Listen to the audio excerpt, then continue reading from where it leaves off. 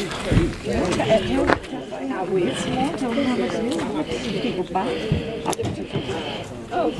need to get one fly for my boat. For your boat? Yeah. I'll do it for my house. Okay, well let's go on and get started here since most of us have already left. So I don't have to say as much since most of us have left. Well, do you want to just get stand a in the nice shade? sunburn while I'm doing this. Oh yeah, get a little color in your face. Yeah, a little color. I need some color with all my heart deal. It's taking all the color out of me. We'll give you some vitamin D. All I need is a little valve and I'll get my color back. But anyway, this is something that we've been thinking about for a long time. John Soules brought this up at our annual meeting back in 2015 about doing this for this cemetery in Union Grove. So this is the first one we're doing. We want to do one for Union Grove. We want to do one for Thompson Cemetery, and probably maybe one for Kilgore. And we will get Mount Tabor back at some point. We will, and we'll do something there as well. But just to read it, there's my granddaughter pointed out to me an error on here. Asbury Cemetery, as it says up there, started in 1934, not 1936. That's okay. We'll go with it. But anyway, Standing Pines was the name of the cemetery from its inception. The family story, if you can believe family stories, as those of us who genealogy know that 90% of family stories are bogus, but is that this cemetery, before the Thompsons owned it, was somehow tied to Bowles, to Chief Bowles. And Billy and I met with some people down at the Historical Society and asked them about that. Now, Bowles Village at the time of the treaty signing was quite a ways south and a little bit east of here, but it moved at different times, and it was in Smith County at one point. So it is possible that some of the early graves here were actually tied to Chief Bowles. You'll notice a lot of rocks in the cemetery. One thing, early Choctaws did not mark their cemetery, their graves. They just didn't. And neither did the Creeks that were here. So most of the people that are there are those that are probably Berry Hills, Selfs. There's some Vans that are buried here, and then some of the earlier Choctaw families. Archibald Thompson, I think, is the first Choctaw that actually has his grave that's actually marked. So this one, just to kind of read what it says, Asbury Indian Cemetery, 1936 to present. Standing Pines Indian Cemetery, 1850 to 1936. This memorial is dedicated to the American Indian pioneers of the Choctaw, Chickasaw, and Cherokee and Creek people who were part of the Mount Tabor Indian community after 1845.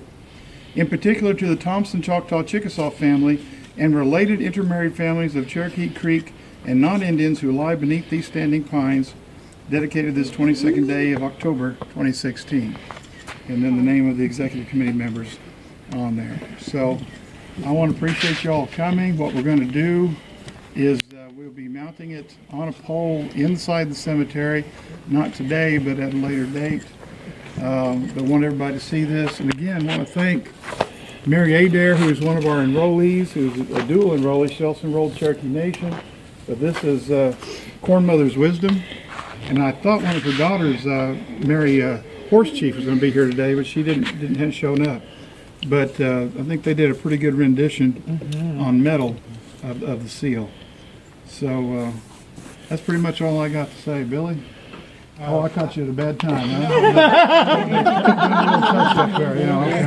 I'm actually just seeing how much more of this stuff I can put in here.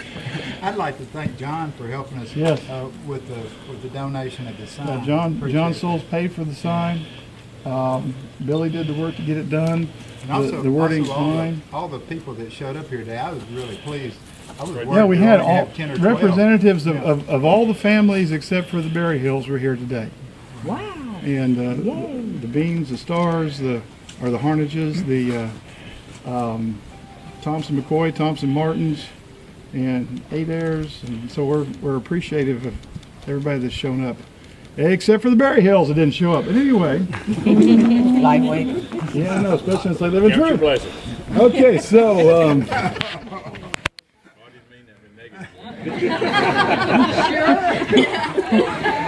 But again, as this grows, and we've mentioned to Cassandra a while ago that we've got to get more younger people involved.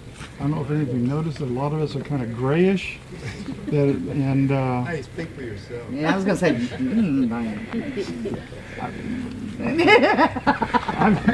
I can talk to you do, so don't say nothing. I don't have mine. Anyway, but we have to get more the next generation going, and we're missing that right now. And those people aren't here today either that I would like to have here. So hopefully, Tommy Thompson, it's going to be part of opening an office in not Tommy. That's not that Tommy Thompson, the other Tommy Thompson. We'll open the office in Troop to get our roles straightened out so we can close them at the end of next year and to get ready to submit our petition for acknowledgement. And our petition for acknowledgement, I've got to be honest with you, the project's going to be about 3 years to get it done, and then wrapping it up. We're probably looking at 5 years before we actually submit the petition. That's just realistic. And then the BIA is so far behind, it may be another 7 years before we even get a decision. You know, so I'm confident that we'll get it. I really am. And the thing is, most tribes that are recognized today, there's two things about them. One, you'll hear me say this a lot, I detest state-recognized tribes. I do, because of what Alabama and Louisiana and other groups have done. They've made a mockery of it. But every tribe that's gotten federally recognized in the last 30 years, with the exception of one in Oregon, was state-recognized first. So it's almost like a have to. So we do that, set ourselves up, and we do it in such a way that we set an example. And this is what Billy and John and I talked about. If we do a petition for acknowledgement, we put footnotes on it, not just do it the way the Lipan Apaches did it here in Texas, but we do it in such a way that the footnotes echo every one of the 7 criteria for federal acknowledgement and show we can pass each one of those. And that's part of the record. And anybody that comes along later that wants to say, well, I want to be recognized in Texas, that's the justification, the 7 criteria right there. You don't make it, you don't need it, you're not a tribe. I don't know anywhere else to stop it. And hopefully if we can do this and we can be an example, maybe other states will catch on and stop just doing the fake groups and becoming tribes, which make us look bad. You know, we have to fight with the Hicks bunch down there at Troop, although they've kind of died out now, but they were a pain in the butt for the better part of 20 years. Oh, they have their powwows, and they have their Indian names, and they dance, and then when we say who we are, they think we're part of them, and we're not. And then they claim to be part of us. I have actually at the Henderson historical thing, when we were talking about the Mount Tabor Cemetery, they went to interview Captain David Hicks, chief of the Chalagi Natagi, who says he's part Mount from Mount Tabor. And I think did we ever put that notice on the website that said that I think we have a notice on the website that this man is not part of us. Never was, never will. But 40% of the people around here are going to tell you they're part Cherokee. 40%. That's just the way it goes. So you're going to run. You're always going to run into that. He's going to shake your head. Yeah, but you're not one of us. I mean, you're going to see it. You're going to see it everywhere, and they can't prove it. Some can, and the Elliots and the Hillans over here at Pine Hill Community, they can. They are on the Guy and Miller roll, but they're still not part of this community. And they haven't tried to form their own community. They're just a couple Cherokee families over there. So they're lost, and but that's what we're doing. We want to honor these people that have been here for so long. We have missed several opportunities for federal recognition. We should have been recognized when the Cherokee Nation was. And the late Saunders Gregg was quite adamant that the reason we weren't was because of our treaty, since all of this land that you're standing on is supposed to be ours by treaty of 1836, 1.66 million acres of land. All of this land, all of Smith County, all of Cherokee County, all of Gregg County, part of Van Zandt County, part of Russ County, all tribal lands that we lost. And we fought for a long time and didn't get. And we might be able to open that case up again. We think we have some avenues. I think that's what they're afraid of. And that's why they didn't want us recognized in 75. They didn't want us to become part of the Texas Indian Commission and become recognized in 83 with the Alabama Cruciata and the Islet of Pueblo. And then our own screw up when President Clinton was leaving office, Saunders Gregg and I had worked up a deal that he was going to raise $100,000 to give to the Clinton Library so we could get an executive order. But we had to submit a letter to the BIA, a nasty letter to the BIA, saying this is why we can't go through you, and then we was going to go through the president. I wasn't the chairman then. Another lady was the chairman then, and she refused to do that. So there's another opportunity for federal acknowledgement that just went out the tube. So we know we've had 3 opportunities for federal acknowledgement that we pissed away, one way or another. So let's not do this one, and that's my fear, is that we don't get younger people involved, we may wind up pissing us away too. And I don't think we become too assimilated.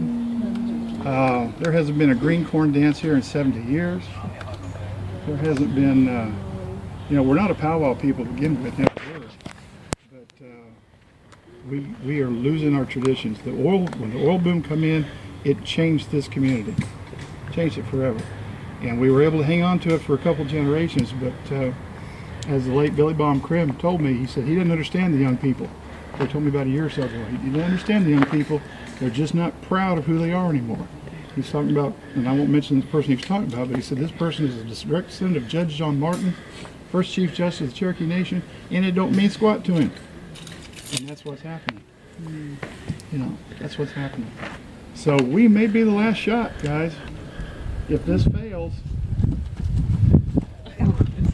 if we don't get some young people in here to start picking it up and learning the ropes, this may be it. So I hope not, because we've been here 172 years, and I just hate to see that go to pot.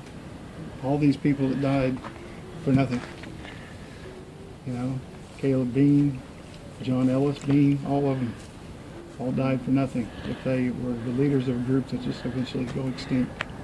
So I ask you to consider that, and I want to thank you all for coming for this. And again, we'll be doing more of this at some of the other cemeteries. The one in at Thompson, we'll probably have it written in the syllabary, in the Cherokee syllabary, since pretty much all but one there that's buried is Cherokee. But this is, I hope you all enjoy this, and that it's an honor to our people that are buried here. Thank you all for coming. Thanks, Judge. Thank you.